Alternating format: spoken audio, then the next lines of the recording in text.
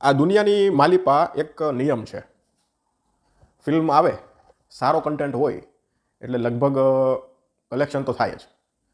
ઓછા કેસમાં એવું બને કલેક્શનના નામે કાંઈ ન થાય, પણ એ કન્ટેન્ટ ખૂબ મહેનત કરે, કન્ટેન્ટ બનાવવાવાળા લોકો ખૂબ મહેનત કરે, એનાથી બનતા પ્રયાસો કરે અને અંતે ફિલ્મ નીકળી પણ જાય. પછી આપણા દર્શકો માર્કેટમાં આવે કે આ ફિલ્મ ક્યારે ઓટીટી પર આવશે, આ ફિલ્મ ક્યારે ઓટીટી પર આવશે. પછી કોઈક ફિલ્મની ક્લિપ જોવે કે ફેસબુકમાં, ઇન્સ્ટાગ્રામમાં, તો કમેન્ટ્સમાં એવી કમેન્ટ્સ કરે કે ખૂબ સરસ ફિલ્મ હતી, લેજેન્ડરી ફિલ્મ હતી, ક્લાસિક ફિલ્મ હતી. એટલે જ્યારે થિયેટરમાં ચાલતી હોય ને ત્યારે લેજેન્ડરી ને ક્લાસિક ને એવું કાંઈ નહીં. થિયેટરમાંથી એકવાર નીકળી પછી પાછળથી રડવાનું શરૂ કરે. ઘણા બધા ઉદાહરણો હું તમને ગુજરાતીમાં આપી શકું છું. હું ખાલી ગુજરાતીની વાત કરું તો જો આપણે વશ હતી, બરોબર, એ જે પ્રકારનો કન્ટેન્ટ હતો એ ટાઈપનું એનું કલેક્શન નહોતું. ફિલ્મ થિયેટરમાંથી નીકળી પછી બધાએ ઓટીટી પર ક્યારે આવશે, ઓટીટી પર ક્યારે આવશે. રાડો હતું, રાડોનું પણ સેમ હતું. હવે તો એવું કહે છે કે રીરિલીઝ કરો થિયેટરમાં, રીરિલીઝ કરો થિયેટરમાં.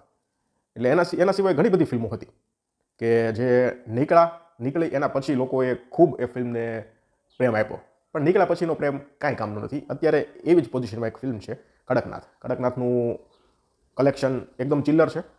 હમણાં ગયા અઠવાડિયે રિલીઝ થઈને જે રંગા, એનું કલેક્શન પણ ચિલ્લર છે, બરોબર.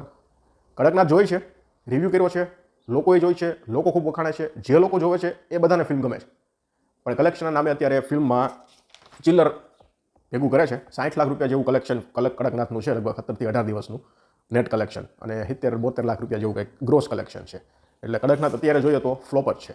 અને હવે લગભગ એક અઠવાડિયું ફિલ્મ ચાલે તો ચાલે, બાકી નીકળી જશે. જોકે આમ નથી જેવી જ ચાલે છે કે એટલા બધા શો નથી મળ્યા ફિલ્મને કે આપણે એમ કહી શકીએ કે ફિલ્મ અત્યારે ચાલી રહી છે, બરોબર. એટલે હવે લગભગ આવતા શુક્રવારે તો લગભગ નીકળી જશે, અને પછી કલેક્શન આવશે તો 20,000-25,000 જેવું કલેક્શન આવશે. રંગાની વાત કરીએ તો રંગાના કેસમાં મેં રિવ્યૂ જોયા, ફિલ્મ નથી જોઈ, પણ બધા મિક્સ ટાઈપના રિવ્યૂ આવે છે. ટોટલ તમને 5 દિવસની ટિકિટ કહું ને તો 2387 ટિકિટ આ ફિલ્મથી વહેંચાણી છે. આ ફિલ્મમાં ટિકિટ ખરીદનારું જે શહેર હોય, સૌથી વધારે ટિકિટ ખરીદનારું શહેર હોય તો એ ગોધરા રહ્યું છે, બરોબર. કલેક્શન તમને કહું તો ગ્રોસ કલેક્શન 4,71,000 રૂપિયા છે રંગાનું, જે 5 દિવસનું છે, અને નેટ કલેક્શન 4 લાખ રૂપિયા આસપાસનું છે. આ રીતનું અત્યારે રંગાનો કાર્યક્રમ છે. તો મને નથી લાગતું કે રંગા પણ અત્યારે આટલું બધું કરી શકે, કારણ કે આમાં કેવું છે ખબર, રંગામાં શનિવારના દિવસે ફક્ત 1,70,000નો આંકડો હતો. શુક્રવાર, રવિવાર, સોમવાર, મંગળવાર 1000માં જ આંકડો છે. જો સોમવારે તમને કહું ને તો 87,000નું કલેક્શન હતું ગ્રોસ. મંગળવારનું તમને કહું તો 78,000 રૂપિયા ગ્રોસ કલેક્શન હતું.